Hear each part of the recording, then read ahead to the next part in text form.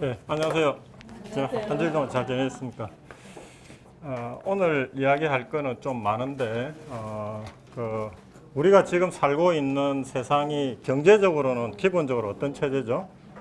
자본주의 체제고요. 그 다음에 우리가 살고 있는 정치 체제는 기본적으로 민주주의이지만은 또 국민국가 체제. 그래서 오늘은 이제 본격적으로 우리가 이때까지 중세에서부터 우리가 달려왔는데 오늘은 이제 본격적인 근대로 들어가서 이제 오늘 자본주의하고 국민국가가 어떻게 생겨났는지 이제 그걸 살펴보는 시간이 되겠습니다.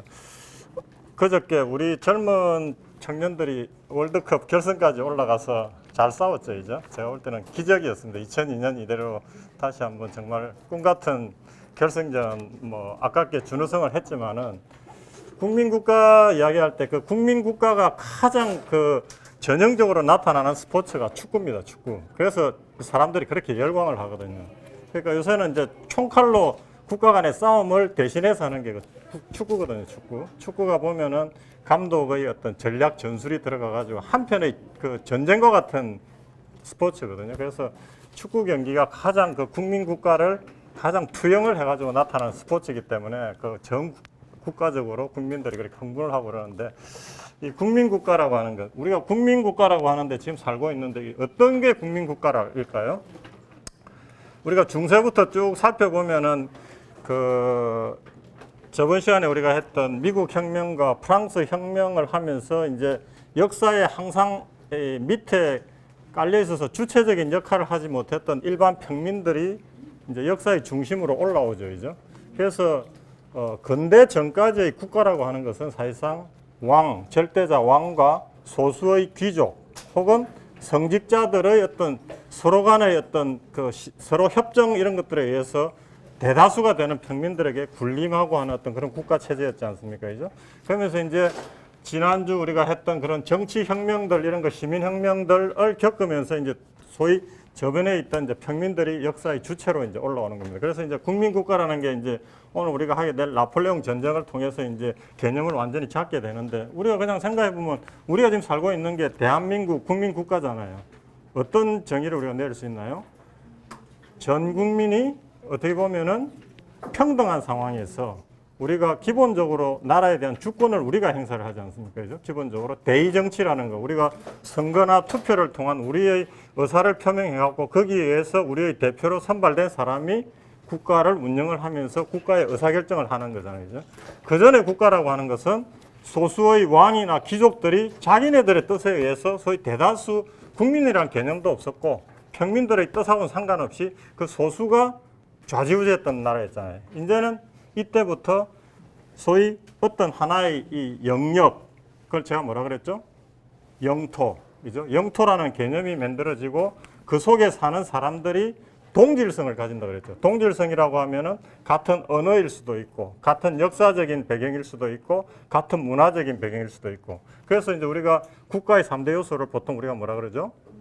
국민, 영토, 주권. 이제 그 개념이 이제 정립이 되는 겁니다. 이제 정립이 되는 이제 국민국가 시대가 이제 근대에 들어서 만들어지는데 우리는 지금 이게 너무나도 당연한 걸로 생각하지만은 그 개념이라는 것도 생긴 지 불과 한 200년 정도밖에 안 됐다라는 개념이에요. 그래서 이제 그 때를 우리가 이제 근대라고 규정을 하는 겁니다. 근대. 우리가 살고 있는 그 근대적이라는 개념이 이제 이때 만들어지는 겁니다. 그리고 우리가 이제 지금 살고 있는 경제 체제가 자본주의라고 하잖아요. 자본주의. 자, 자본주의 우리를 한번 정의를 한번 내려봅시다. 자본주의가 뭐라고 우리가 정의를 할 수 있죠? 자본주의. 한번 생각들 해보세요. 우리가 살고 있는 자본주의라고 하는데 그게 뭘까 한번 생각해 보면은 여러 가지 형태로 정의를 내려볼 수 있는데 첫 번째로는 자본주의에서는 뭘 추구합니까? 기본적으로? 개인 혹은 그 경제 단위의 이익 극대화를 추구를 하죠. 이제 기본적으로 어떤 이윤 추구를 기본적으로 하는 어떤 시스템. 개인이 됐든 뭐 가게가 됐든 기업이 됐든 정부가 됐든 어떤 경제 주체가 어떤 이윤 동기에서 움직이는 사회. 뭐 또 그다음에 정치적인 의미에서 자본주의를 정의할 때는 이제 마르크스가 냈던 것처럼 약간 계급 투쟁의 의미에서 소수의 자본가가 다수의 노동자 계층을 운영하면서 돌아가는 사회이죠. 자본주의라는 게 기본적으로 자본을 중심으로 해서 돌아가는 사회니까 돈을 가진 자본가 계층이 돈을 내어 가지고 어떤 경제 체제를 운영을 하면서 그 속에 다수의 근로자들이 돌아가는 체제. 그거는 약간 이제 정치적인 의미에서 계급 투쟁적인 의미에서 한 거고. 뭐 기본적으로 자본주의라고 하는 것은 돈의 흐름에 의해서 기본적으로 돌아가는데 그 속에서 작동하는 개인들이 이윤 추구를 추구하는 어떤 그런 작동 원리에 의해서 돌아가는 사회이죠. 그걸 우리가 자본주의라고 했었죠. 그런 개념 정의는 어디에서 나왔다?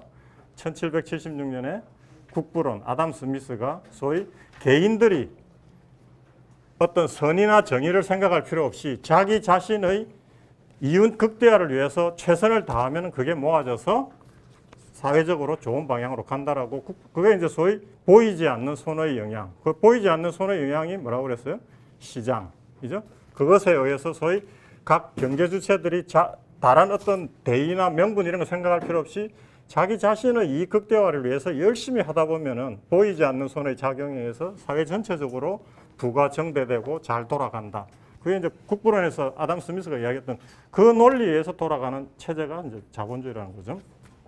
자, 그러면 오늘 이제 우리가 다 이런 개념들이나 정의들은 게 그냥 하늘에서 뚝 떨어진 게 아니고 다 어떤 오랜 시간과의 어떤 그 투쟁과 어떤 그런 변화의 것들이 쌓여가지고 만들어진 제도라는 거죠. 그래서 우리가 그 만들어진 원인, 맥락, 상황들을 우리가 알아야 더 우리가 그 속에서 살고 있지만 좀 더 우리가 잘 살아낼 수 있고 잘 이해를 할 수 있기 때문에 오늘 이제 요 어떻게 보면은 우리가 살고 있는 체제에서 가장 중요한 개념인 국민국가하고 자본주의라는 게 어떻게 생겨났나 하는 것을 살펴보도록 하겠습니다.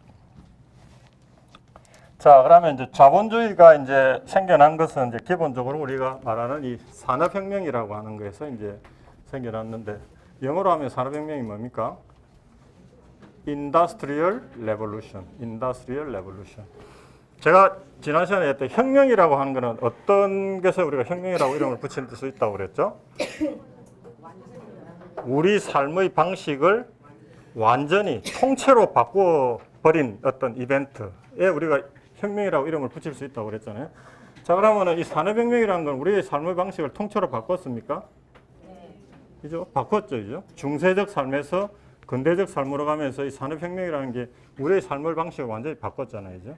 우리가 쭉 봐왔던 중세라고 하는 사회, 뭐 우리 동양은 더 오래 지속됐지만 기본적으로 평생 태어난 자기 그 지역에서 자기가 받아들인 어떤 자기 신분이나 직업 이런 것들을 그대로 주어진 것으로 받고 그대로 살아내는 시대였지 않습니까? 그죠? 어떤 사회적으로 만들어진 큰 틀에서 이제 산업혁명이 일어나면서 이제 얼마나 사회가 역동적으로 변하는가를 우리가 한번 보면은 우리의 삶을 극적으로 정말 드라마틱하게 바꿔낸 사건이기 때문에 우리가 산업혁명이라고 이름을 붙일 수가 있죠. 자, 이 경제적인 것과 관련해서 우리 요즘 많이 이야기되는 게 4차 산업혁명 뭐 이런 이야기 하지 않습니까? 그죠? 그래서 그거 우리 한번 잠깐 살펴보고 가도록 하겠습니다. 근데 우리 인간의 역사가 보면은, 몇만 년 안 되잖아요. 어떻게 보면 한 5만 년 길게 잡아도 이렇게 본다고 하면은 그 5만 년 역사에서 여러분들이 생각할 때 최대의 변화를 일으킨 혁명적 사건이라고 하면 어떤 걸 들고 싶으세요? 응? 네, 답이 나왔습니다. 사실상은 그 기나긴 역사에서 우리가 본다 그러면은 우리가 지금 살고 있는 거는 한 5만 년 가갖고 지금 이제 2019년을 살고 있는데 사실상 우리 삶에 가장 영향을 미친 사건은 만 년 전에 일어났던 신석기 혁명입니다. 사실 신석기 혁명. 그 오랜 기간 동안 인간은 정말 인간이라고 할 수 없는 삶을 살았단 말이죠. 수렵, 채집 막 이런 거 해가면서 살다가 소위 이제 사람이 신석기 혁명, 농업혁명을 이루면서 정주 문화를 이루고 같이 모여 살고 하면서 이제 드디어 배고픔의 위협에서 이제 드디어 해방이 되면서 올라간 소위 농업혁명, 만 년 전에 일어났던 농업혁명, 신석기 혁명이 사실은 우리 인간에 있어서 가장 혁명적인 사건이라고 저는 생각을 합니다. 그럼 여기 일어나서 이제 또 한 근 만 년 동안 경제적인 흐름에서는 거의 변화가 없었어요. 조금은 했겠지만 그 다음에 이제 혁명적 사건을 겪는 게 이제 오늘 우리가 하게 될 산업혁명을 통해서 우리 물질적 삶이 또 획기적으로 한 단계 올라갑니다. 근데 제가 볼 때는 여기에 우리가 경험했던 변화에 비해서 여기도 큰 변화를 겪지만은 이거에 비해서는 오히려 낮았다. 우리가 이제 이 시대는 너무나도 먼 과거의 일이기 때문에 우리가 뭐 잘 감이 안 오는데 사실은 인간이 계속 돌아다니면서 동물 잡아먹고 수렵 채집하고 살다가 어떤 한 곳에 모여서 농사를 짓고 거기서 수확을 해서 먹고 안정되게 사는 어떤 정주 문화라고 하는 게 인간의 삶에 극적으로 정말 변화를 일으켰거든요. 그러면서 도시가 만들어지고 어떤 국가라는 개념으로 모여서 사는 그런 것들이 생기고 했기 때문에 이때 극적인 변화를 겪고 그 다음에는 이제 뭐 세계 전체적으로는 큰 변화는 없었다고 보다가 이제 오늘 우리가 하게 되는 산업혁명 때 이제 또 한 단계 우리가 인류가 이제 레벨업을 이제 하게 됩니다. 그래서 이제 이때 이거를 이제 산업혁명이라고 이야기하고요. 그 이후에 이제 또 인간이 여러 차례 또 기술적인 산업적인 변화를 이루었는데 오늘 우리가 다루게 될 게 이제 1700년 중시 때 영국을 중심으로 해서 일어났던 1차 산업혁명. 오늘 주로 하게 될 거고요. 그 다음에 이제 영국으로부터 시작된 1차 산업혁명이 이제 다른 나라로 쭉 퍼지고 이러면서 2차 산업혁명이 이제 100년쯤 지나서 이때는 이제 주로 뭐 면직물이나 이런 소위 경공업 중심으로 일어났다고 하면 이때는 이제 본격적으로 약간 중화학공업이 일어나게 됩니다. 중화학공업. 그래서 이제 이때는 중요한 거는 이제 소위 컨베이어 벨트에 의한 어떤 대량 생산 시스템. 에너지 기준으로 하면 이때는 석탄, 화석연료의 석탄, 전기기관. 이때는 이제 소위 전기 시대로 들어가면서 중화공업으로 이제 가게 되고요. 이때는 이제 영국이 주도했지만 이때는 이제 다른 나라들 주로 이때는 이제 독일, 미국이 이제 상당히 이제 주역으로 나타나요. 이래가 쭉 오다가 이제 한 100년쯤 지나갖고 이제 3차 우리가 혁명이라고 하는 게 우리가 2000년대 초 우리나라는 이제 급격하게 겪었죠. 인터넷이 보급되고 막 이제 핸드폰 이런 이 통신 기술들이 막 보급되면서 그래서 이때를 이제 우리가 소위 컴퓨터가 우리 생활 속에 들어오고 하면서 이때는 이제 정보통신혁명을 중심으로 한 이제 3차 혁명. 점점 이제 이 사이클이 짧아지잖아요, 이제. 요새는 이제 많이 나오는 게 4차 산업혁명 이제 이야기가 나오고 있습니다. 그래서 사실 뭐 혁명적인 변화의 강도 측면에서 이야기하면 이제 여기에서 이제 요거는 조금씩 이제 아류로 가는 거죠, 이제. 그래서 4차 산업혁명이 이제 요즘 우리 사회의 화두지 않습니까? 그죠? 화두. 그래서 이제 이렇게 보면은 이제 1차 산업혁명. 이때는 전기기관, 석탄 중심의 전기기관. 기계가 이제 새롭게 만들어지고. 이때는 이제 전기가 도입돼. 전기는 누가 발명했죠? 발명하고 생활화하는 사람은 에디슨. 그 에디슨이 창업한 회사가 그 유명한 제너럴 일렉트릭입니다. 그 전기를 기반으로 한 어떤 대량 생산 시스템. 주로 이제 미국에 의해서 많이 주도됐죠. 그 다음에 이제 컴퓨터와 이제 각종 인터넷, 통신기기에 의해서 주도된 제3차 정보통신혁명. 그 다음에 이제 4차. 4차는 사실은 뭐 논란이 많아요. 도대체 어떤 개념이냐. 이제 통상 이야기하기로는 이제 기계에 소위 컴퓨터가 발전을 하다 보니까 기계에 사람과 같은 학습 능력과 인지 능력을 접목시킨 소위 인공지능에다가 어떤 정보라고 하면 이제 데이터가 이제 수많은 데이터들이 모아지잖아요. 이제. 그럼 그 데이터가 모아지면 데이터 속에서 뭘 발견할 수 있다? 패턴이죠. 패턴. 어떤 기본적인 룰을 발견할 수 있다. 그럼 그걸 미래 투영해가지고 지능하고 연결시켜가지고 이제는 사람이 학습하고 생각하고 판단을 했었는데 그걸 이제 이 기기, 컴퓨터 이런 데 접목을 시켜갖고 사람을 대신하는 어떤 할 수 있는 어떤 지능 기술이 이제 들어간다는 거예요. 간단하게 보면 4차 혁명이 이제 이런 것들이 반영이 되는 겁니다. 지능과 정보를 결합한 것이다. 그래서 이제 주로 4차 산업에서 이제 뭐 산업적으로 많이 될 것들은 이제 이렇게 뭐 기본적으로 이제 기계라고 하는 거는 이때까지는 사람이 기본적으로 판단하는 것을 옆에서 도와주는 역할을 했었는데 4차 산업혁명에 들어가서는 이제 기계 자체가 사람을 대신해서 그 수많은 데이터들을 기계들이 흡수해가지고 기계 자체가 이제 소위 그 학습 능력을 가져가지고 판단하는 기능까지도 기계한테 줄 수 있는 시대로 가겠다는 게 4차 산업혁명이에요. 그래서 이제 뭐 스마트 가전, 드론, 사물 인터넷, 자율주행, 가상실현, 인공지능 로봇. 그래서 복잡하게 생각하지 마시고 이런 기기들이 이제 되는데 이때까지는 기계가 사람을 도와주던 시대에서 이제는 기계에 데이터와 지능 기능을 넣어가지고 얘들 자체가 뭔가 판단을 하고 그 사람을 대신해서 할 수 있는 어떤 그런 시대로 가겠다라는. 그죠? 어떻게 보면 좋게 보면은 사람들이 너무너무 편해질 수 있는 시기이기도 한데 어떻게 보면 좀 겁도 납니다, 이제. 기계가 그냥 사람을 도와주던 시대에서 이제 기계가 어떻게 보면 사람을 대신하는 시대로 가니까 그 다음 시대는 무엇일까 생각해 보면 참 어떻게 보면은 두려움도 있는 그런 시대로 이제 점점 그러니까 우리가 보면은 신석기 혁명이 일어나고 거의 만년이란 세월을 우리가 별 변화 없이 살다가 이제 200년 전에 산업혁명을 했는데 지금 보면은 100년 단위, 이제 몇십 년 단위로 변화가 너무 빨라지고 있지 않습니까? 가속도가 가는 거죠. 그죠?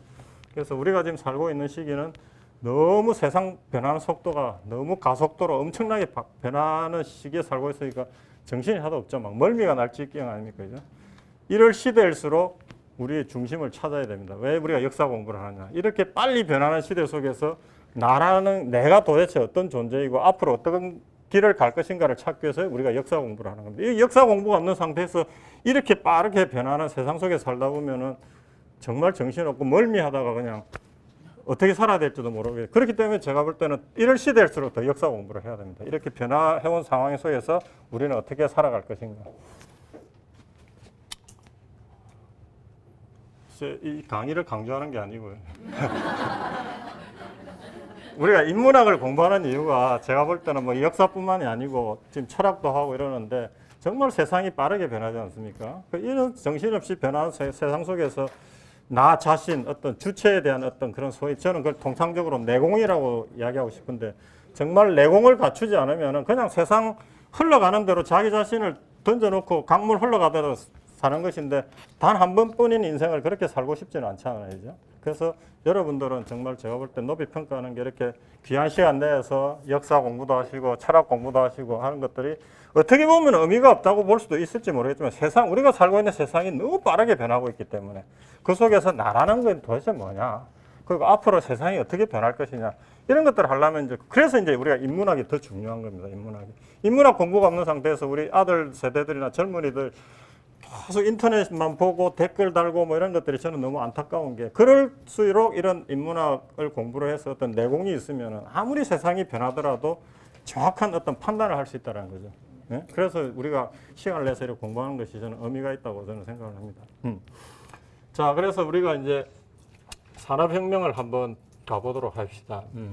기본적으로 영국에서 시작이 됐잖아요. 이제 영국에서 시작이 됐는데 산업혁명이라는 것도 저도 보면서 참 여러 가지 생각이 드는 게 이제 이 서양이 이제 이 산업혁명을 이루어 가지고 또 그리고 우리가 저번 시간에 했던 이제 정치적 혁명을 이루어 가지고 소위 우리가 살고 있는 동양보다 먼저 국민국가 형태를 먼저 만들고 자본주의 경제 체제를 해가지고 그 다음에 이제 다음 시간에 우리가 하게 되면 뭐로 나서게 됩니까? 소위 제국주의로 나서게 되거든요. 제국주의로 나서서 이제 아시아, 아프리카, 뭐 아메리카 이런 이제 소위 식민지 정찰론으로 들어가서 이제 우리가 그 고통을 겪게 되는 단계로 가는데 이 산업혁명을 할 수 있는 경제적 토대를 어떻게 영국에서 만들어졌는가를 우리 한번 생각을 해보면은 참 저번 시간에 제가 계속 강조를 했던 게 이제 우리가 처음에 영국이 어떻게 해서 부를 모았다 그랬죠? 제일 처음에는 해적질을 했다 그랬잖아요. 해적질. 엘리자베스 여왕 때 그때 제일 강대했던 나라가 스페인이라고 그랬잖아요. 근데 늦게 시작을 하다 보니 돈이 없으니까 처음에 나라에서 해적들을 지원해가지고 그 스페인 각 나라에서 실어오는 금원보화를 해적질을 해가지고 그 영국이 힘을 키웠다고 그랬잖아요. 거기서 시작한 영국이 이제 1588년에 스페인의 무적 함대를 무찌르고 이제 일약 세계 강대국으로 올라섰다 그랬잖아요. 이제. 그리고 나서 이제 영국이 어떤 체계를 만들었냐면 제가 이야기하는 소위 악의 삼각축, 대서양의 이제 대서양 무역을 이제 자기네들이 잡으면서 유럽에서 기본적으로 아프리카에 이제 공산품 수출하면서 여기서 뭘 대량으로 획득했다? 노예를 대량으로 획득해갖고 이 노예들을 어디로 실어 나른다? 소위 아메리카, 남아메리카 이쪽 주로 처음에는 이 카리브해 쪽으로. 그러면서 여기서 이제 원료를 가지고 오고 여기 이 소위 이 삼각 무역을 통해서 엄청난 부를 창출을 하게 됩니다. 그러니까 이 노예 무역도 저번 시간에 그 노예 배 횡단면을 보여드렸는데 정말 참혹한 건데 노예 무역이 한번 여기서 배를 가득 채워가지고 여기 가면은 기본적으로 이윤이 10배가 났다고 그래요. 10배. 2, 3파운드에 한 사람을 샀다 그러거든요. 여기서. 여기 가서는 이제 2, 30파운드에 파는 거죠. 근데 가는 과정에서 3분의 1 정도가 죽는다 그랬죠. 뭐 그거 감안하더라도 노예선 한 번 운영하면은 자기 돈 투비한 거 대비 최소 6배에서 7배를 버는 겁니다. 그죠?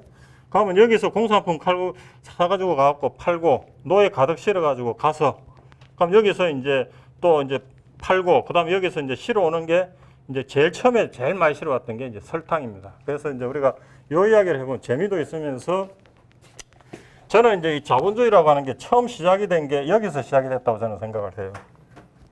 설탕.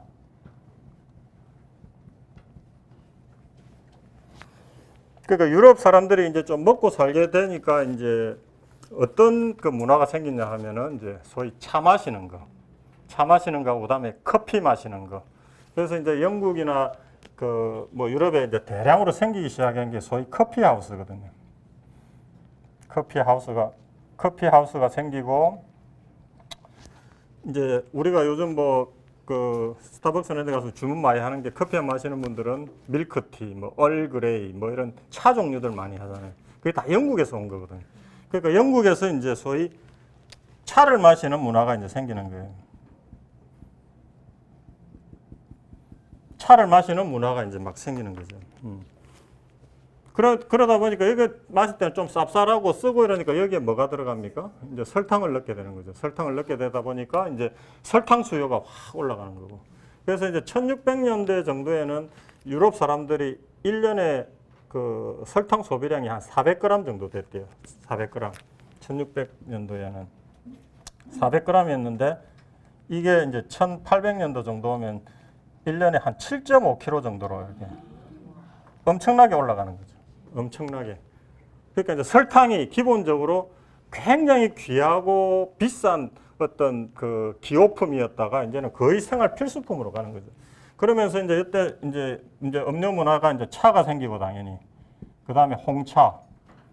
차는 이제 찻잎 가지고 하는데 홍차는 사실은 중국에서 이제 사가지고 오는데 중국에서는 이제 좀 일찍 발효시킨 게 홍차잖아요. 이제 좀 깊이 우려내고 발효한 거는 우리가 비싼 뭡니까 보이차 이런 것들은 비싸고 그러니까 좀 싼 게 홍차거든요. 그러니까 너무 비싸니까 싼 차들을 가지고 와서 이제 먹기 시작한 게 홍차. 그 다음에 커피 당연히 가져오고요. 그 다음에 나중에는 이제 코코아라는 것도 남미에서 키워가지고 가지고 오면서 이제 여기에 소위 이제 설탕을 타먹고 이러면서 이제 설탕에서 이제 이 삼각무역이 시작이 된 겁니다. 그래서 이제 처음에 영국이 여기에서 이제 영국은 주로 했던 데가 자메이카 섬, 프랑스나 이런 데는 저저번 시간에 제가 했죠. 그 비극적인 섬이나 히스파니올라, 지금 그 도미니카하고 아이티가 있는 섬, 거기 프랑스 여기서 이제 대량으로 이제 소위 사탕수수를 이제 재배를 한 거죠. 근데 사탕수수라는 게 이제 기르는 과정에서도 엄청나게 인력이 필요하고 그것을 수확을 했을 때 빨리 정제를 해야 된대요. 오래 두면은 그 사탕수수의 단계 다 빠지기 때문에 그래서 엄청나게 그 인력이 들어간다고 합니다. 그래서 이제 계속 노예들 실어 날라가지고 여기서 사탕수수 키우고 설탕 가지고 오고 이제 처음에는 그 설탕 가지고 오고 그 다음에 이제 그 커피 수요가 느니까 처음에 커피는 어디서 시작이 됐다고 그랬어요? 네덜란드가 한 그 인도네시아의 자바에서 시작이 됐다 했어요. 자바. 물론 처음에 이제 그 생산은 여기 에티오피아 여기에서 발견되고 그랬어요. 근데 이제 대량 생산 처음 한 데는 인도네시아 자바에서 했다가 그걸 네덜란드 사람들이 여기에 가서 성공을 해가지고 이제 브라질 이쪽 중남미 쪽에서 이제 대량으로 또 커피를 생산하거든요. 그리고 이제 설탕 가지고 오고 커피 가지고 오고 코코아 가지고 오고 하면서 이제 소위 뺑뺑 돌아가는 이 악의 삼각축 이 이제 돌아가기 시작한 거죠. 그러니까 여기에서 영국이 엄청난 자본을 축적을 하게 되는 거죠. 생각을 해보세요. 자기네들 만든 거 모직물 가지고 하고 총 같은 거 팔고 10배 남기고 또 가지고 와서 계속 돌리니까 엄청난 자본이 축적이 되지 않겠습니까? 그죠? 자, 그래서 이제 자본이 축적이 되면 이제 시작이 되는 게 자본주의 아닙니까? 기본적으로 돈이 모여서 그 축적된 자본으로 그 다음 단계 나가는 게 자본주의거든요.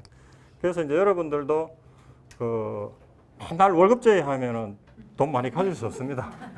자식들한테도 교육을 시켜야 되는 게 뭔가를 하려고 하면은 처음에 허리띠 졸라매고 저축을 하든 초기 자본을 좀 만들어서 투자를 하든 뭘 하든 해야 개인도 자본주의가 가능해요. 그 생각 없이 맨날 버는 거 홀딱 다 쓰고 하다 보면은 자본주의적인 삶을 못 삽니다. 어찌됐든 간에 우리가 자본주의에 살고 있으니까 처음에 영국은 이렇게 자본을 축적을 해냈다는 거죠. 이렇게. 이 축적된 자본이 있었기 때문에 자본주의가 저는 영국에서 일어날 수 있었다고 생각해요. 돈이 축적이 안 된 상태에서 자본주의라는 게 기본적으로 일어날 수 없고 그냥 상업 교역만 있을 뿐이지. 그죠? 그래서 서양 역사에서는 이거에 의해서 산업혁명이 시작됐다는 걸 거의 이야기를 안 해요. 자기들 창피한 이야기잖아요. 이거 사실 어떻게 보면은. 남은 나라 착취해가지고 기본적으로 산업혁명 할 수 있는 힘을 비추게.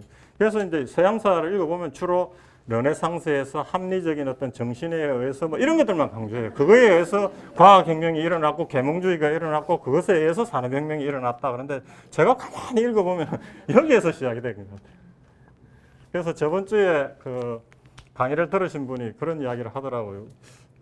우리 조선 역사 이야기하면서 우리가 외란을 겪고 호란을 2번 겪고 이랬으면 다른 나라 같았으면 소위 나라가 뒤집혀도 여러 번 뒤집혔을 때 왜 우리는 안 뒤집혔을까? 그런 생각 여러분 안 해보셨어요?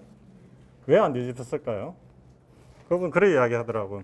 그 뒤집히는 것도 뒤집을 만한 사람들 힘이 있어야 되는데 우리는 너무 많이 죽고 나라 힘이 없어가지고 그게 뭐 일리가 있는 게 그 임진전쟁 하면서 국토위가 완전히 막 황폐화되고 사람들도 한 반 이상 죽고 일본으로 노예 끌려가고 먹고 살기도 바쁘고 그리고 그걸 하려면은 유럽에서는 우리가 저번 시간에 했던 어떤 그런 정치혁명이 일어나려고 하면은 기본적으로 이런 상업 교육을 해가지고 기층에 있다가 이제 경제적 능력이 생긴 사람들이 두텁게 중간 부분을 형성을 했잖아요. 이제. 그래서 우리가 그 사람들을 시민계층 혹은 부르주아지라고 불렀잖아요. 이제. 그런 두텁게 중간을 형성한 사람들이 힘을 가지게 되니까 소위 그게 정치혁명으로 이어졌잖아요. 시민혁명으로. 우리는 그런 만한 힘도 없었던 거죠. 어떻게 보면 그런 것들을 주도하려고 하면 어떤 그런 세력들이 있어야 되는데 우리는 뭐 양반, 소수의 양반하고 못 사는 어떤 그 기층, 그 양민 노비들로 이루어졌기 때문에 소위 경제적인 토대가 전혀 없었기 때문에 우리나라 상황을 보면 임진전쟁 2번의 호란을 거치고 정말 역성혁명이나 나라가 뒤집어지는 어떤 변화가 있어도 여러 번 있었어야 되는데 그것을 감당할 만한 경제적인 토대나 능력이나 그런 계층이 없었다. 유럽은 이제 그게 가능했는데 그 가능한 게 자기네들 내적으로 자체적으로 만드는 게 아니라 남은 나라 소위 착취에 의해서 경제적 토대를 갖추었기 때문에 일어났다. 서양사에서는 이런 거 별로 강조 안 하는데 우리는 그런 거 알고 가자 이거죠. 그래서 앞으로 이런 일을 안 당하고 가려면 우리의 뭘 키워야 된다? 힘과 경제력을 키워야 된다 이거죠. 자, 이렇게 해서 이제 소위 영국에서 이제 산업혁명이 일어나는데 또 하나 우리가 또 짚어봐야 될 거는 경제적 토대는 이제 이렇게 해서 만들어졌고, 수요 측면에서 보면은 제가 저번 시간에 잠깐 이야기를 했었는데 인도에 가가지고 그 영국이 주 산업이 뭐라 그랬어요? 양을 키워가지고 만드는 모직물이라고 했잖아요. 모직물. 그런데 이제 모직물이 팔리는 데도 있었지만 아시아 쪽에서는 별로 안 먹혔어요. 중국에도 뭐 가도 기후도 안 맞고 이러니까 별로 안 했는데 인도에서 이제 뭘 수입을 했냐면 인도에 면화 재배를 해가지고 이제 목면을 만들었거든요. 그래서 이제 가지고 와서 영국에서 팔아보니까 엄청난 인기를 얻었다고 그랬죠. 그러니까 여러분들 생각해보면 모직물에 비해서 목면이 어떤 장점이 있다고 그랬죠? 그죠? 뭐 빨래하기도 쉽고 염색하기도 쉽고 다리기도 쉽고 여러 가지로 제조하기도 쉽고 모직물에 비해서 엄청 가격은 싸고 그죠? 장점이 많은 거 아닙니까? 그래서 처음에 인도에서 면화를 많이 가지고 와서 이 소위 전통적으로 인도 사람들이 이 소위 배틀에서 피를 뽑아가지고 직물 제조하는 그 해가지고 엄청나게 동인도 회사를 통해서 수입을 했거든요. 그래서 영국에서 엄청나게 인기가 있었어요. 그래서 인도에서 수입한 목면을 캘리코라고 그랬어요. 캘리코. 이게 이제 영국에 와가지고 엄청난 인기를 얻었거든요. 캘리코. 인도에서. 그러니까 이제 영국 사람들이 생각을 한 거지. 이거 인도에서 수입할 게 아니라 우리가 직접 만들자. 근데 영국에서 면화를 키울 수 있습니까? 못 키운다면 기후가 안 맞아서. 그 어떻게 생각을 했어요? 아메리카에서 면화를 키워가지고 그걸 수입을 해다가 자기네들은 제조를 하면 되겠다라고 생각을 한 거죠. 그래서 이제 거기에서 산업혁명이 시작이 된 겁니다. 기본적으로 산업혁명을 할 수 있는 자본 축적은 소위 대서양 무역을 하면서 축적한 자본을 토대로 이 캘리코라고 하는 것을 우리가 인도에서 수입할 것이 아니라 우리가 만들어서 한번 팔아보자. 그러니까 영국이 처음에는 이제 인도에서 이게 너무 많이 수입이 되니까 자기네들이 하면서 인도에서 수입되는 것에 대해서 어떻게 했다? 관세를 확 물리면서 자기 산업 보호하려고. 그걸 뭐라고 그러죠? 보호무역이라고 하거든요. 보호무역. 근데 이제 우리가 잘 생각을 해야 될 게 선진국들이 자기네들 잘할 때는 보호무역을 엄청나게 강하게 했어요. 근데 최근에 우리가 옛날 97년에 IMF 거치고 이렇게 하면서 보면은 선진국들이 그때 기본적으로 적용하는 논리가 뭐냐면은 경제적으로 소위 자유무역이거든요. 자유주의, 자유무역. 자기네들은 처음에 다 보호무역 해가지고 힘 커놔놓고 이제 자기네들이 굉장히 강해졌을 때는 자유무역을 해야 세계 경제가 잘 돌아가고 발전해 논리를 하거든요. 그죠? 자기네들은 잘 살게 되고 나서 자기네들은 잘 사는 엄청나게 올라가 있고 나서 사다리 우리 못 올라가게 치워버리는 거죠. 장하정 교수 같은 거 그걸 사다리 걷어차기라고 그러는데 자기네들은 이미 잘 사는데 올라가 놓고 밑에 나라들이 잘 살려고 하니까 사다리 치워버리고 처음에는 엄청난 보호무역을 했다는 거죠. 영국 자체도 처음에. 그렇게 해서 자기네 이제 소위 면화산업, 소위 면직물 산업을 엄청나게 키워가지고 이제 세계를 장악하게 되는 이게 이제 소위 1차 산업혁명의 기폭제가 되는 겁니다.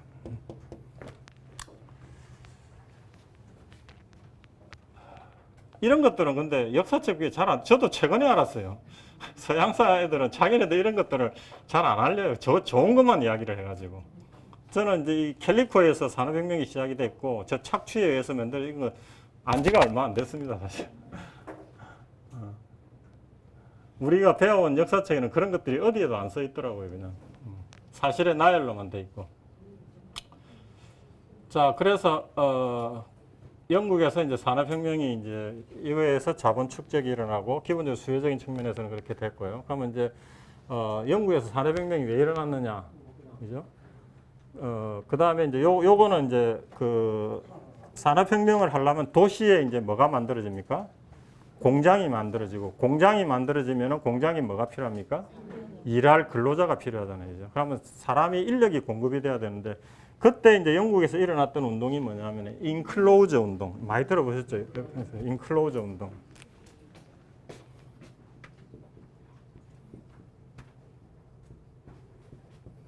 그러니까 이때는 이제 영국에서 여러 것들이 이제 딱 맞아 떨어진 거죠. 인클로저 운동이란 건 뭐냐면은 과거에는 영국의 농촌이라고 하는 게 뭐 이렇게 구역 없이 그냥 막 땅들이 여러 개 나누어져 있고 개인의 개념이라기보다는 이제 귀족들이 땅을 가지고 있다가 농부들한테 소작 주고 뭐 나눠 가지고 그 다음에 마을 단위로 중간에 같이 공유하는 공유지가 있고 소위 구역 정리 이런 것들이 제대로 안 돼 있던 사회였단 말이죠. 근데 이제 모직물이 성하니까 귀족들이 어떻게 생각했냐면은 여기서 그냥 내 깔겨둬 가지고 알아서 농사 지으라고 했던 사람들을 농부들을 쫓아내면서 이제 이 구역을 딱 하면서 여기다 뭘 친다? 철책을 치는 거예요. 철책을 치면서 철책을 쳐야 그 안에 양들이 자랄 수 있잖아요. 우리 호주나 뉴질랜드 가보면 큰 그 목축을 할 때 보면 다 그걸 철책을 쳐놓고 그 안에서 하게 하거든요. 그러니까 이제 그때는 내깔겼던 땅에다가 이제 소위 철책을 치면서 거기에 양을 키우거나 그러면서 이제 농부들이 거기에서 쫓겨나는 거죠. 그 땅에서. 그 쫓겨난 농부들이 어디로 간다?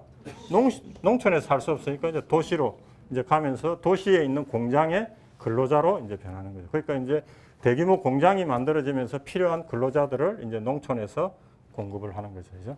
우리나라도 산업화할 때 시골에서 소위 많은 사람들이 서울로 와가지고 공장으로 들어가고 공단으로 했지 않습니까? 그죠? 그처럼 이제 인력들이 들어가고.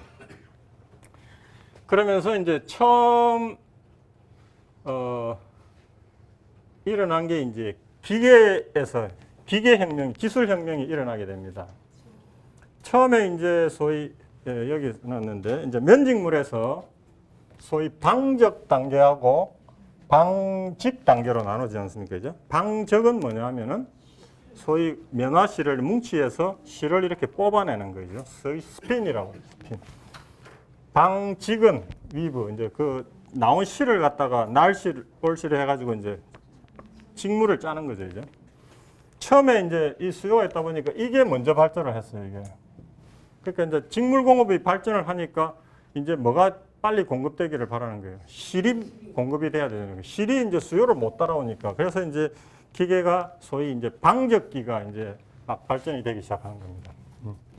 요게 이제 소위 역사책 보다 보면 저도 아직까지 정확하게 개념 모르겠는데 이게 나는 플라잉 셔틀이라고 나는 북. 이게 뭐냐 하면은 실을 이제 뽑아내 가지고 이렇게 세로로 하게 되면 가로로 이렇게 왔다 갔다 하면서 실을 해야 이게 직물이 되잖아요. 그 하는 기계가 이제 이거래요.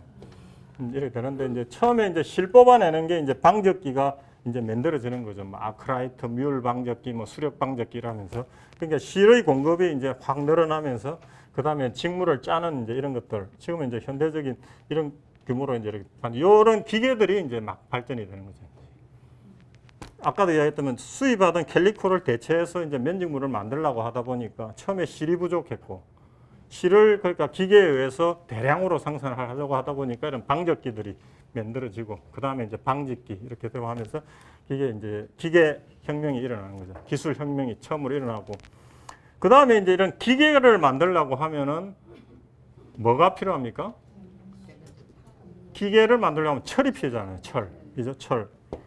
그래서 철을 필요하려면 이제 철광석이 나와야 되는데 영국에는 다행히 큰 도시 주변에 석탄 광산하고 철광산이 많이 있었거든요. 그래서 철을 캐내는 거 되는데 그 다음에 철을 캐내서 이런 기계를 만들려면 철을 녹여야 되죠. 녹여서 이런 기계 틀을 만들어내야 되잖아요. 그러면 철을 녹이는데 뭐가 필요합니까? 에너지가 필요하잖아요. 우리가 포항에 있는 그 포철 같은 데 가보면은 그 센 물을 갖다가 엄청난 고온으로 해갖고 철을 녹이잖아요. 녹여가지고 이제 그걸 평평한 선철로 만들기도 하고 그래가지고 또 틀에 넣어서 만들기도 하고 이렇게 해서 그러면 이제 철광석을 캐어내야 되고 또 철광석을 필요한 그걸 녹이기 위해서는 에너지원, 석탄 이게 필요하잖아요. 그죠? 그래서 다행히 영국은 큰 도시 주변에 석탄 광산하고 철광산이 있었다. 그래서 이제 그게 동력혁명입니다. 동력혁명. 철 있고 그다음에 이 또 기계를 돌리려면 사람이 기계 돌릴 수 없잖아요. 이제 에너지가 필요하잖아요. 에너지. 그래서 이제 그 에너지 필요한 걸 이제 석탄에서 하게 됐는데 그걸 하기 위한 하나의 매개 수단으로 뭐가 들어갔다?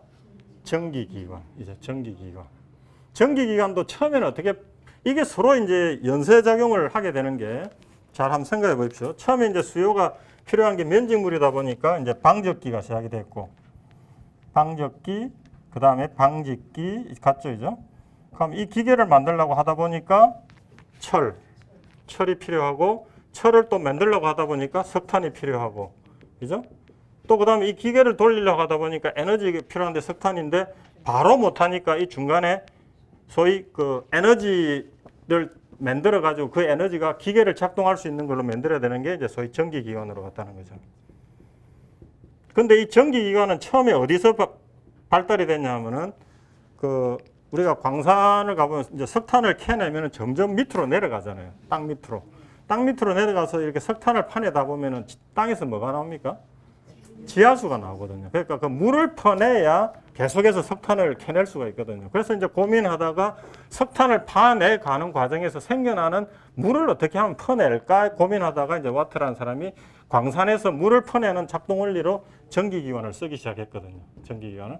그러다가 이 전기기관을 개량해서 기계를 돌리는 쪽으로 좀 써야 되겠다라고 해서 이제 에너지원으로 쓰게 됐는데 원리는 간단합니다. 여기서 이제 석탄을 막 떼가지고 소위 전기, 뜨거운 김이잖아요. 뜨거운 김. 엄청나게 뜨거운 고열의 전기가 들어가면은 여기서 뭐가 된다? 무슨 운동?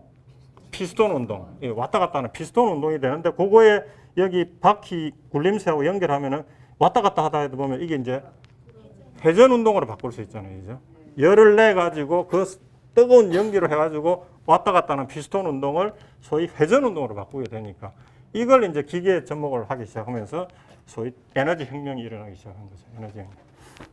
그래서 이게 다 순환적으로 돌았다는 거죠. 근데 마지막에 영국에서 이런 조건들이 다 갖추어져 있었다는 거죠. 그래서 이제 동력 혁명이 일어나고 그러면 이제 이렇게 돼서 기계 만들 수 있고 에너지원 공급됐고 그러니까 이제 생산이 많이 늘어났겠죠, 그죠? 그러면서 생산이 많이 늘어났으면 이제 그 다음에 고민을 해야 되는 게 뭡니까? 그죠? 어떻게 하면 이제 그걸 팔 거냐? 그 다음에 이제 생산이 대량으로 일어나니까 필요한 소위 원료를 가지고 오고 그 다음에 그걸 제품을 이제 팔아야 되잖아요, 그죠? 파는데 이걸 어떻게 하면은 수송을 할 거냐. 수송 문제가 생기잖아요. 그래서 이제 그 다음에 이제 그것을 실어 나를 수 있는 이제 전기기관을 또 접목해가지고 철도 기차라는 게 생기고 또 날아가네 하기 위해서는 배로 가야 되잖아요. 그래서 그 전기기관을 적용한 전기선이 만들고 이제 교통혁명으로 이제 이어지는 거죠. 이 기차가 만들어지고. 자, 그래서 우리가 영국 그때 요게 이제 아까 말했던 소위 이제 방적기가 이렇게 바뀌면서 생산에서 이래가다가 확 늘어나는 거죠. 소위 실공급이 이제 실공급이 급격도로 늘어나는 거죠.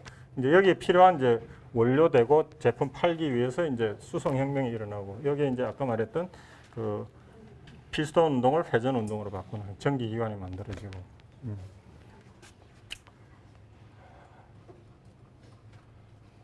자, 영국 지도를 한번 보십시다. 자, 여기가 런던이잖아요, 이제 런던. 여기가 뭡니까? 도버예요, 도버예요. 이제 유럽 대륙하고 연결되고 여기가 지금 런던하고 요 프랑스의 지하 그게 돼 있죠. 지하 기차가 왔다 갔다 하고 그렇게 넓지 않습니다. 근데 우리가 영국 축구 좋아하시면은 EPL 보신 프리미어 리그 보면은 이 주요한 도시들이 그 다 도시마다 축구팀이 다 있는데 이때 산업혁명의 가장 그 중심 역할을 했던 도시가 이제 런던, 맨체스터, 리버풀. 축구 잘하죠. 맨체스터 유나이티드. 우리 박지성 뛰었던데 리버풀 여기. 이게 어떤 역할을 했냐면 리버풀은 이게 항구거든요. 그러니까 리버풀은 처음에 어떻게 발전을 했냐면 아까 말했던 삼각 무역이 일어난다고 했을 때 노예 무역의 가장 중심지였어요. 여기서 이제 아메리카로 실어 나르고 이제 노예선들이 여기서 출항해갖고 이제 아프리카로 갔다가 카리브에 거쳐서 이렇게 오고 하는 소위 그거로 시작을 했다가 이제 산업혁명 때는 이제 맨체스터여가 아까 말했던 소위 면직물 있잖아요. 이거 이 순환이 가장 적극적으로 일어났던 도시거든요. 맨체스터 시티. 그게 이제 가능했던 게 요 주변이 이제 소위 석탄하고 철광석 광산들이 요 주변에 다 있었던 거예요. 그래서 맨체스터에서 면직물을 만들어내면은 처음에 이제 기차를 만들어가고 기차로 리버풀로 실어 나르면 리버풀에서 이제 전기선에 실어가지고 전 세계로 나가는 거예요. 그래서 이제 여기가 산업혁명의 이제 핵심 지역이 됐었다는 거죠. 이제 위로도 올라가서 여기는 이제 스코틀랜드잖아요, 그죠? 스코틀랜드에서 제일 큰 도시는 글래스고우, 에딘버러. 스코틀랜드도 이제 상당히 발전을 하게 되고. 그래서 이제 영국이 이제 여기에서 엄청나게 이제 세계 최강대국으로 이제 발전을 하게 되는 거죠. 그죠? 그러면서 이제 영국이 아까 했던 이제 처음으로 이제 이 각 지역마다 철도를 엄청나게 놓습니다. 철도를 놓으면 수송도 하고 이러면서 이제 영국이 전통적으로 발전했던 게 해군이잖아요. 이제 해상. 그 해상을 활용하고 육상으로도 움직이고 하면서 세계 최강국으로 이제 거듭나게 되는 거죠. 자, 그러면서 이제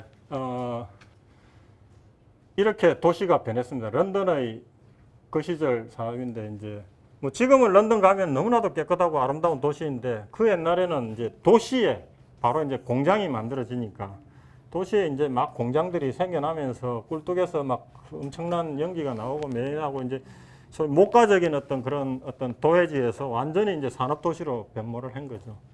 그래서 지금은 너무나도 깨끗한 도시지만 그 시절에는 여기서 막 스모그로 막 수천 명이 죽고 그런 시절을 다 견뎠던 그런 거죠. 그리고 도시에 공장이 막 만들어지고 이러면서 그 다음에 이제 소위 이 도시 근로자들이 살았던 뒷골목 이제 이런 것들이 만들면서 이제 그 도시에서 못 사는 사람들이 사는 걸 뭐라 그러죠? 동네를 슬럼가가 이제 생기면서 이렇게 따닥따닥 붙어서 사는 이런 소위 이런 이제 소위 도시 슬럼가가 만들어지고 하면서 이제 산업화가 급격하게 이루어지는 거죠. 그래서 이제 뒤에 우리가 사회주의, 공산주의 이념이 왜 나왔냐 이야기를 할 때 되는데 이제 항상 모든 것에 빛이 있으면 어둠이 있지 않습니까? 이제 자본주의가 발전을 하면서 그 생산력, 물질적인 생산력은 확 올라가면서 소위 이런 공장을 운영하는 자본주들은 엄청나게 이제 이익을 만드는 대신에 그 자본주들이 이익을 극대화하기 위해서는 이제 어떻게 합니까? 소위 이제 임금을 싸게 해야 되잖아요. 이제 어떻게든 이제 이익을 극대화해야 되니까 비싸게 팔고 코스트는 싸게. 그러다 보니까 이제 도시로 물밀듯이 밀려드는 아까 인클로즈 운동에서 농민들, 그 소위 또 애들 이런 사람들을 아주 값싼 노동으로 쓰면서 이익을 극대화하려고 하면서 공해 문제 발생하면서 도시는 이제 소위 이제 잘 사는 사람 못 사는 사람으로 나뉘어지면서 슬럼가 생기고 이러면서 이제 소위 이제 빈부격차 문제가 생기고. 그래서 우리가 요즘 이제 생각하는 잘 사는 사람, 못 사는 사람, 리치맨, 푸어맨 나눠지고 이제 이런 것들이 이제 소위 이때 이제 생겨나는 거죠. 이제. 그러니까 우리가 자본주의 이 산업혁명을 통해서 우리가 먹고 사는 문제, 배고픈 문제, 굶어 죽는 문제는 해결을 했는데 이제 같이 어느 정도 레벨업 사람 중에서 너무 잘 사는 사람, 너무 못 사는 사람 이런 이제 소위 계층 분화가 생기면서 이제 그런 사회 문제도 동시에 생겨났다.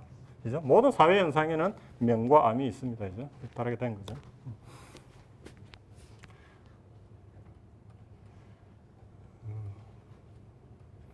자, 그래서 이제 이렇게 물질적 풍요를 이제 가지면서 이제 사회도 유럽 사회가 엄청나게 변하게 됩니다. 이게 이제 소위 전기성, 이제 전기성. 이제 아까 말했던 그 피스톤 운동을 회전 운동으로 바뀌는 큰 배들이 이제 만들어지고, 그죠? 이제 이런 것들이 이제 소위 서구 열강의 아시아, 아메리카의 침탈의 이제 기본 도구가 되는 거 아닙니까? 큰 배들이.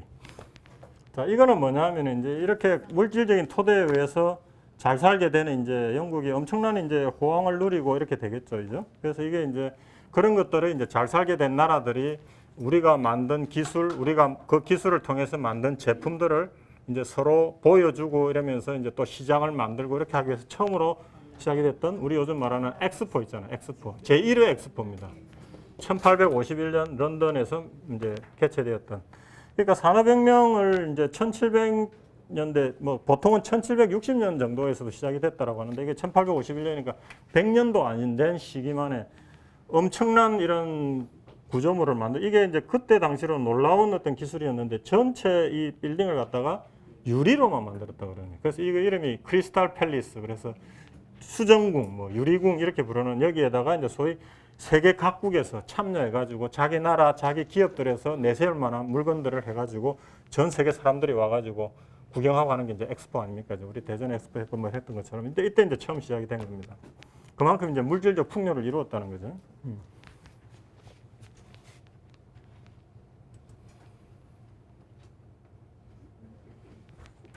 그 연이어서 이제 영국에서 시작이 됐지만 그 프랑스도 이제 프랑스에서 이야기하겠지만 이제 또 해가지고 이게 뭡니까? 에펠탑. 이게 이제 에펠탑이 언제 만들어졌냐면 1851년 영국에서 1차 산업박람회를 하니까 프랑스가 우리가 뒤질 수 있느냐 해서 제2의 박람회를 이제 프랑스에서 유치하면서 그때 만들었던 게 이제 에펠탑입니다. 에펠탑 만들면서 사는 게 그 혁명으로 피로 물들여졌던 여기가 이제 사람들이 굉장히 유유자적하게 살고 있잖아요, 이제. 그래서 아까 말했던 이제 이런 시기를 소위 벨 에포크라고 한답니다. 벨 에포크. 프랑스 말로 벨이 뭡니까? 벨. 벨. 뷰티풀이죠, 이제 뷰티풀. 그래서 저 시기를 벨 에포크라고.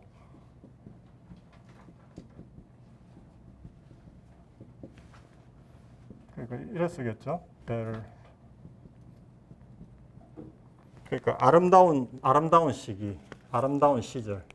그러니까 소위 식민지에서 착취해가지고 그 누적된 자본으로 많은 물산을 만들어서 또 다시 해외로 팔고 해외로 해가지고 돈이 들어오고 하니까 자기네들은 얼마나 아름다웠겠어요. 그 시기가. 그 풍요를 누린 시기죠. 그걸 이제 벨 에포크라고 그런답니다. 그래서 그때 이제 생겨난 게 여러분들 참 좋아하시는 거 있잖아요. 이제.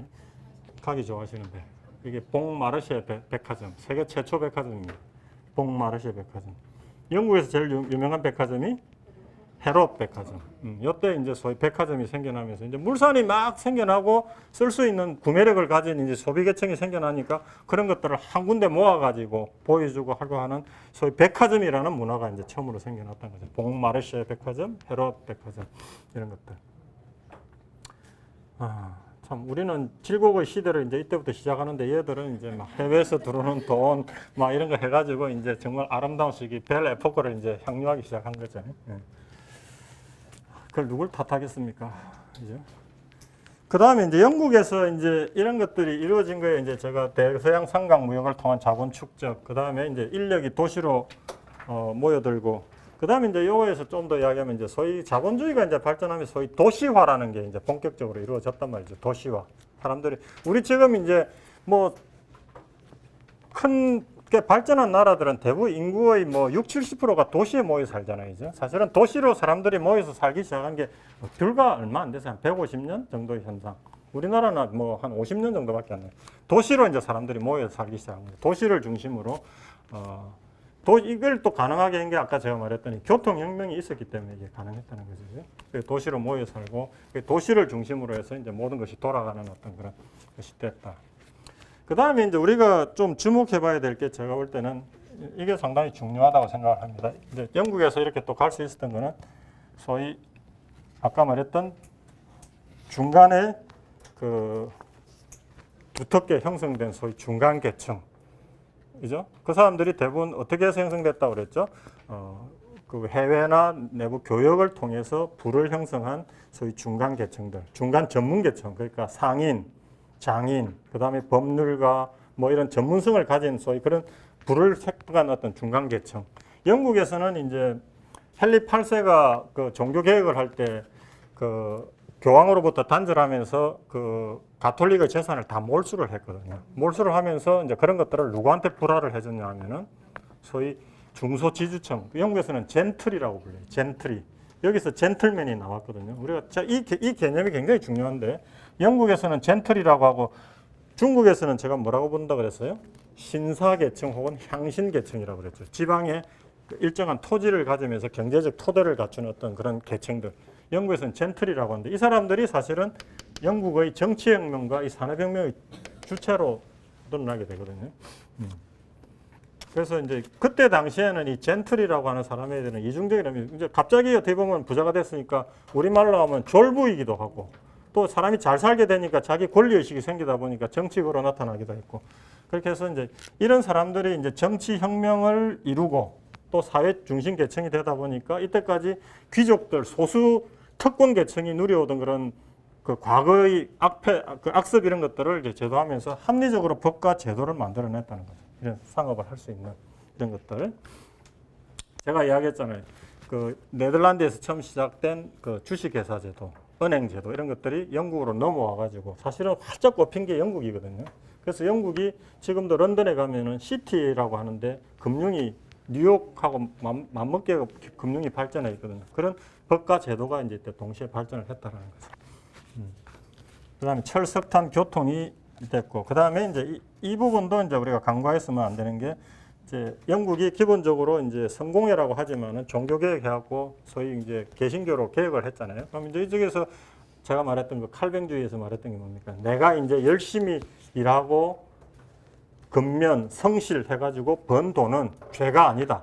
중세 때는 돈을 벌고 너한테 돈을 빌려주고 이자를 받는 게 죄악이라고 해서 금기시 됐잖아요. 그래서 그걸 유대인들한테 맡겨서 했었는데 이제는 그게 바뀌어가지고 내가 열심히 성실하게 일을 하고 돈 벌면 그건 오히려 하나님 뜻에 맞는 것이다 라고 하니까 더 열심히 일하고 성실하게 일하고 하는 어떤 그런 자본주의 정신이 이때 들어왔다는 거죠. 이제 이런 것들이 맞아 들어가면서 영국에서 이제 산업혁명이 이제 본격적으로 시작이 된 거죠.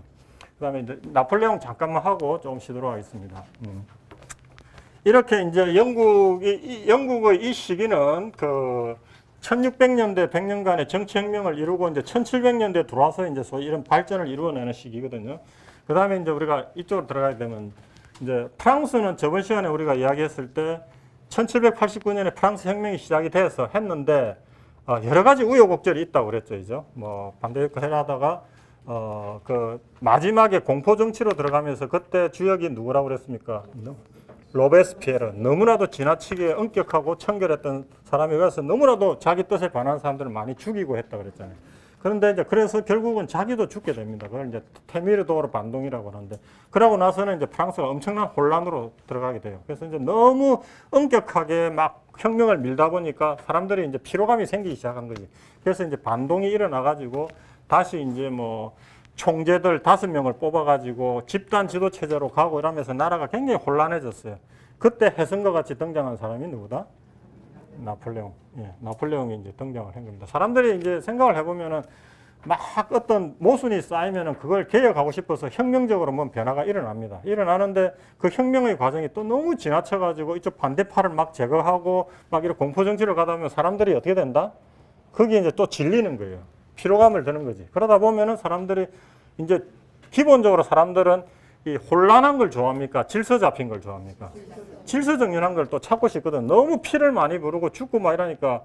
그래서 이제 프랑스 사람들이 그렇게 돌아간 거예요. 처음에는 막 구체제 앙샹 레짐을 뒤집자고 하고 일어났는데 하다 보니까 너무 지나치게 극단으로 가고 막 사람들 죽이고 이러다 보니까 아, 이제 좀 그만했으면 좋겠어. 먹고 살기도 힘들고 이제 좀 질서가 잡혔으면 좋겠어. 이런 생각을 할 때 이제 해성과 같이 스타로 등장한 사람이 이제 나폴레옹입니다. 나폴레옹은 어디 출신입니까? 코르시카라고 하는 그 프랑스 남부, 이탈리아 북부 쪽에 있는 소위 그때 당시만 해도 촌이었습니다. 촌에서 이제 태어난 촌놈이었죠, 촌놈.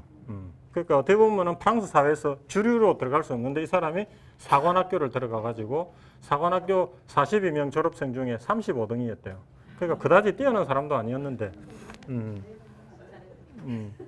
근데 이제 이 사람이 포병장교였대. 포병장교. 그때 당시에는 이제 주로 장교들이 이제 귀족 출신들이 되는데 선호했던 게 기병장교, 보병장교였는데 이제 남이 잘 안 가는 포병장교에 이제 배치가 돼가지고 처음에 이제 혁명이 일어났을 때 반혁명군들이 이제 반대가 일어날 때 그걸 진압하는데 엄청난 공을 세워가지고 국가적 영웅으로 일어나면서 싸우는 전쟁마다 이기고 이러면서 인기가 확 올라간 거지, 그죠?